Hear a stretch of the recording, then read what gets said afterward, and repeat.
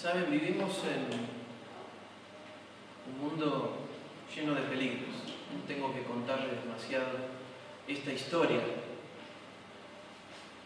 Y los peligros son de todo tipo, realmente, de todo tipo. Algunas veces pensamos que los peligros solamente tienen que ver con lo físico, pero sufrimos y vivimos peligros económicos, financieros, y hasta vivimos el peligro de los aspectos espirituales también.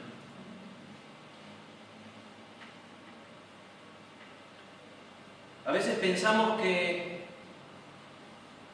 la gran amenaza que tiene la iglesia cristiana o la iglesia evangélica es el ateísmo o los agnósticos o el sincretismo. Sin embargo, uno de los grandes peligros que vivimos son las falsas enseñanzas. Y las falsas enseñanzas están fuera de la iglesia y dentro de la iglesia también. Por eso el peligro no es solo externo, sino el peligro también es interno. Y para eso tenemos que tener mucho cuidado y prestar mucha atención y tomar todas las herramientas que Dios nos ha dado para estar atentos a esas cosas. Porque así como la consecuencia de un acto violento físico es malo y destructivo, también son las falsas enseñanzas o las falsas doctrinas. Les invito a abrir en 2 Pedro, capítulo 3. Este texto nos habla un poco de este tema, es decir, aquello que nosotros vivimos hoy no era ajeno a lo que vivieron los primeros hombres y mujeres de Dios, ¿no?, después de que Cristo ascendiera a los cielos. Y es por eso que Pedro, en su segunda carta, en el capítulo 3, versículo 13, en adelante, dice lo siguiente: pero nosotros esperamos con entusiasmo los cielos nuevos y la tierra nueva que Él prometió, un mundo lleno de la justicia de Dios. Por lo cual, queridos hermanos, mientras esperan que estas cosas ocurran, hagan todo lo posible para que se vea que ustedes llevan una vida pacífica, que es pura e intachable a los ojos de Dios. Y recuerden que la paciencia de nuestro Señor da tiempo para que la gente sea salva. Gracias a Dios por este pasaje. Esto es lo que nuestro amado hermano Pablo también les escribió con la sabiduría que Dios le dio al tratar estos temas en todas sus cartas. Es decir, Pedro está hablando de las cartas de Pablo. Algunos de sus comentarios son difíciles de entender, y los que son ignorantes e inestables han tergiversado sus cartas para que signifiquen algo muy diferente, así como lo hacen con otras partes de las Escrituras.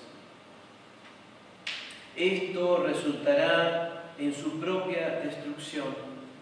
Queridos amigos, ustedes ya saben estas cosas, así que manténganse en guardia. Entonces no serán arrastrados por los errores de esa gente perversa y no perderán la base firme que tienen. En cambio, crezcan en la gracia y el conocimiento de nuestro Señor y Salvador Jesucristo. A Él sea toda la gloria, ahora y para siempre. Amén. Dice, manténganse en guardia.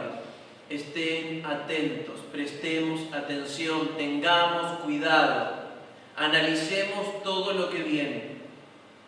Y les agrego un pasaje que está en Primera de Juan, capítulo 4, versículo 1, y dice: queridos hermanos, no les crean a todos los que afirman hablar de parte del Espíritu. Pónganlos a prueba para averiguar si el Espíritu que tienen realmente proviene de Dios, porque hay muchos falsos profetas en el mundo. Y analizando y pensando este pasaje y la predicación, comencé a rever y a pensar algunas cosas a recordar algunas cosas de algunos, diríamos, pseudo evangelistas o pseudo pastores. Muchos de ellos, lamentablemente, están en los medios de comunicación.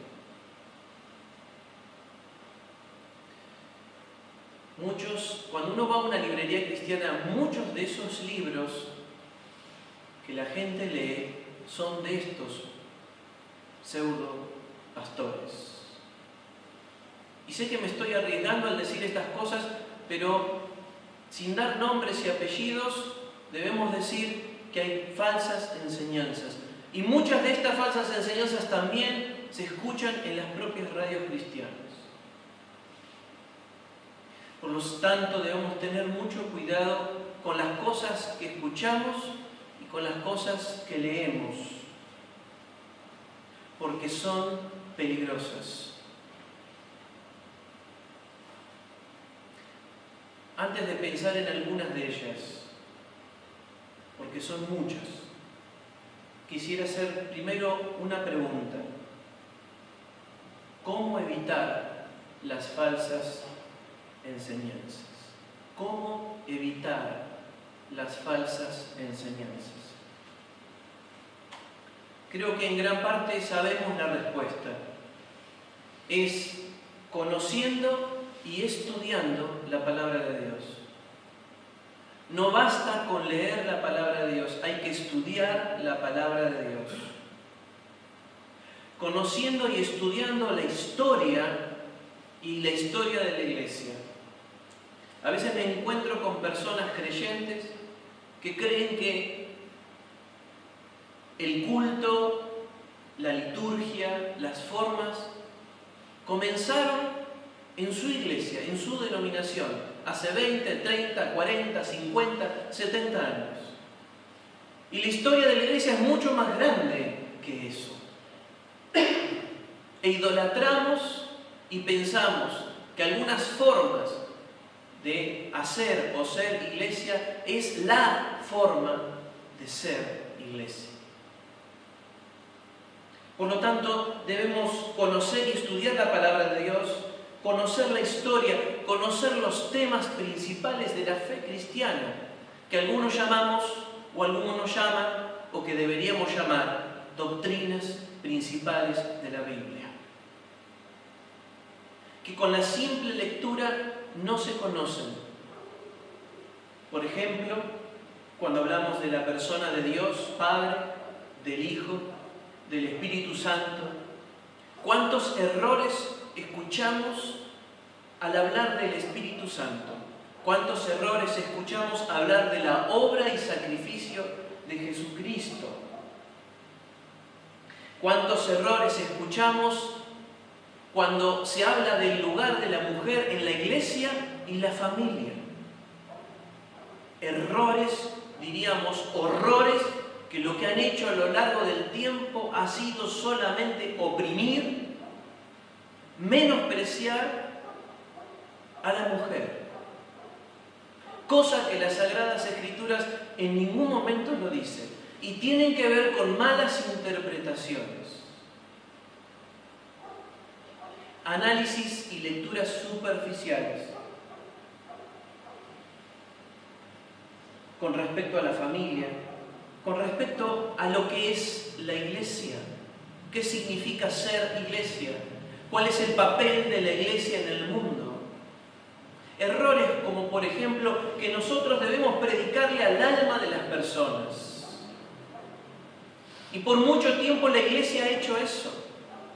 Pensar que lo único que importa es el alma de la gente. Y se han despreocupado por las necesidades de las personas concretamente. Yo he escuchado pastores decir, voy a orar por vos. Esa persona venía con una necesidad de hambre. Porque lo que importa es el alma y no el cuerpo.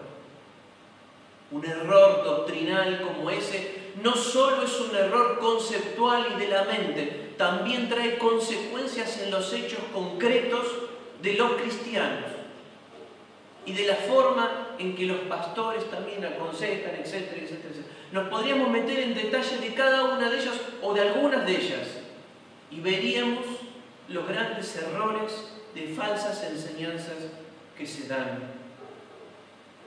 Por eso Pedro dice, atentos, tengamos cuidado de esas cosas.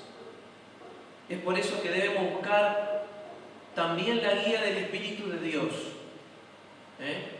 Porque no se trata solamente de llenar nuestra cabeza, sino también de buscar la guía de Dios para que Él nos dirija en cuestiones concretas. Y en muchos casos, también acudir y consultar a grandes personas que a lo largo de la historia han estudiado las Escrituras y nos han dejado un legado enorme de saberes y de conocimientos que algunas veces los cristianos desechamos porque creemos que somos los únicos intérpretes de las Escrituras. Pero hay otros que, como se dice, han quemado sus pestañas estudiando y muchos de ellos debemos aprovechar, muchos expertos, muchos conocedores. Por lo tanto, para evitar las falsas doctrinas, debemos aprovechar todo este bagaje de cosas y de elementos para no caer en errores. ¿Qué características tienen las falsas enseñanzas? ¿Saben? Lo más triste de todo es que en general no parten de malas intenciones. No es gente perversa que dice voy a poner cizaña para enseñar falsas doctrinas. Muchas de ellas parten de la ingenuidad y en otras parten del fervor. ¿Saben? Muchas de las religiones, diríamos sectas en realidad, cristianas o pseudo-cristianas, que surgieron en Estados Unidos en la época del 1800, fue en base a un fervor espiritual. Gente con mucho fervor, pero que terminaron escuchando espíritus erróneos. Pablo mismo dice, si hay alguien viene y les predica otro evangelio, aunque sea un ángel, no le crean. ¿Y saben qué es lo peor de todo? ¿Qué sucedió? Por ejemplo, el mormonismo es fruto de una revelación de un supuesto ángel a otra persona, predicando otro evangelio. Se terminó cumpliendo. Pablo, queriendo o no queriendo, o Dios queriendo mostrar un rasgo, terminó diciendo algo que iba a suceder siglos posteriores a esas palabras.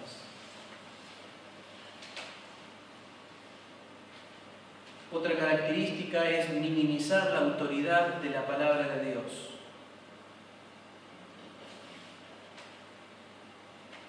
No le dan el lugar que corresponde a las Escrituras y consideran sus interpretaciones o sus revelaciones sobre la palabra de Dios. En otros casos toman parte de la Escritura, toman apenas una porción para hacer una totalidad. Y cosas que no son claras en las Escrituras quieren darle una nueva revelación. Una nueva revelación. muchas doctrinas y falsas enseñanzas también son modas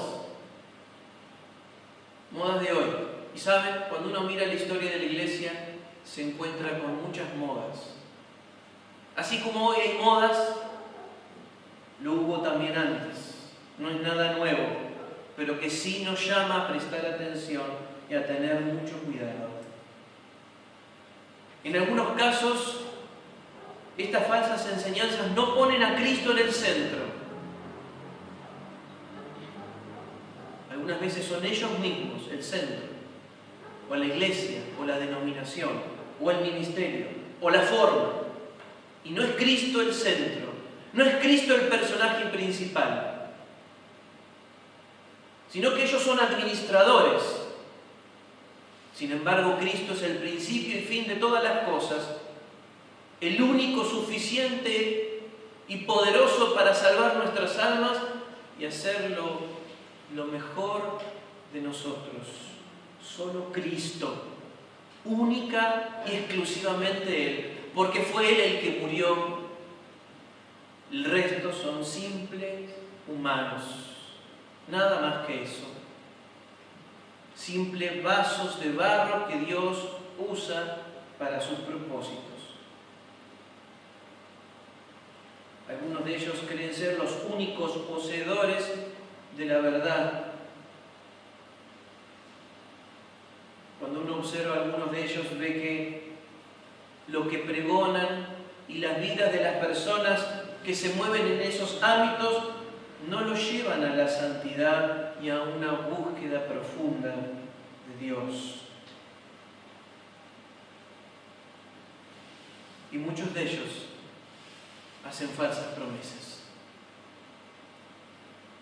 Estaba escuchando un testimonio de uno de estos personajes.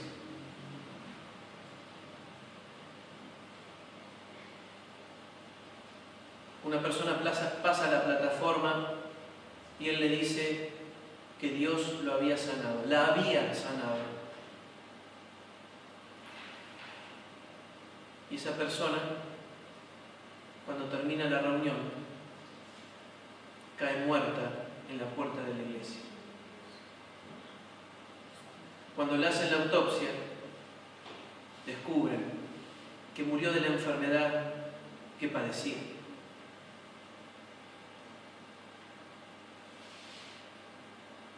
Falsas promesas. Algunas veces son hechas a propósito y otras veces son por el entusiasmo, por el deseo, porque lo siento en el corazón. Hay que ser cautelosos. ¿Qué características, qué consecuencias, tienen las falsas enseñanzas? Bueno, en general causan divisiones. Muchas iglesias se dividen por estas cosas. Traen confusión y lo peor de todo, que causan desilusión. Porque prometen cosas. O le dicen a la gente, si no te sanás es porque no tenés fe. Es un problema tuyo. Y la persona no se sana. Porque el centro está en la sanidad y no en la búsqueda de Dios. Aún en la dificultad. He escuchado a algunos de ellos decir que la enfermedad no es de Dios, que es del diablo. Sin embargo, cuando uno mira las Escrituras, mira al propio Pablo sufrir de una enfermedad. Y Dios diciéndole a él, Pablo, mi gracia te es suficiente. Vas a seguir teniendo eso, porque mi gracia te debe bastar. Un evangelio bastante diferente. Estas falsas enseñanzas nos hacen creer mentiras. Lo peor es que no nos permiten llegar a lo pleno de Dios, aún en los momentos difíciles. Por eso dicen, pare de sufrir, No dicen paren de pecar, porque la gente no quiere escuchar eso. Quiere desprenderse de los problemas.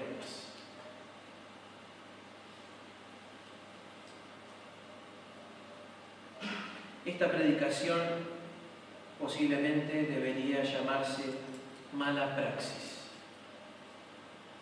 Así como un médico hace mala praxis con un paciente, así también hay mala praxis en el mundo cristiano. Pero bueno, basta de parias. ¿A dónde nos lleva la buena enseñanza?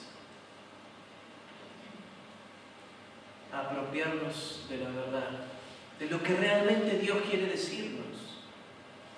Y no de fantasías o lo que algunos dirían de papelitos de colores. Apropiarnos de la verdad por más dura que parezca. Creo que a nadie le gusta predicar el infierno. Sin embargo, la palabra de Dios habla de él.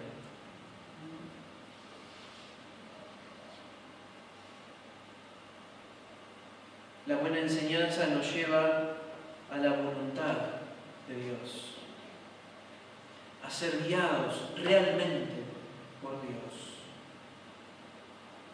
a no vivir frustrados, a entablar una mejor relación con Dios, a desechar la mentira, conocer la verdad y la buena enseñanza nos pone en el lugar correcto con la mirada correcta. Por más extraña, dura que parezca. Es como cuando Dios nos dice, obedeceme en esto. Y uno dice, no lo entiendo, Dios. Y Dios nos dice, ya lo vas a entender, vos obedeceme. Y vas a ver la bendición.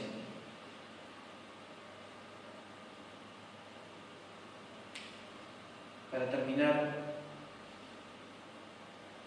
debemos decir que hay personas que han arruinado sus vidas, sus familias, sus matrimonios por falsas doctrinas. No es poca cosa. La mejor manera de no ser engañados es afirmarnos realmente en la palabra de Dios. Y la mejor manera de afirmarnos es estudiando, analizando y reflexionando en la palabra de Dios y aprovechando los recursos que Dios ha puesto a nuestro alrededor para mejorar nuestra comprensión de ella.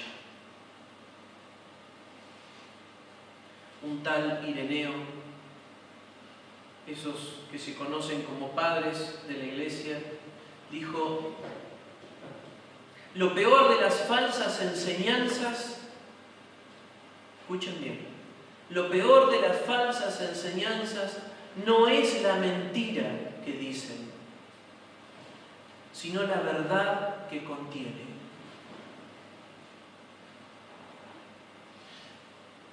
Repito, las falsas enseñanzas, el problema no está en la mentira que dicen, sino en la verdad que contiene. Es decir, hay una verdad envuelta, hay una parte de esa verdad que se dice, pero que está envuelta en una mentira.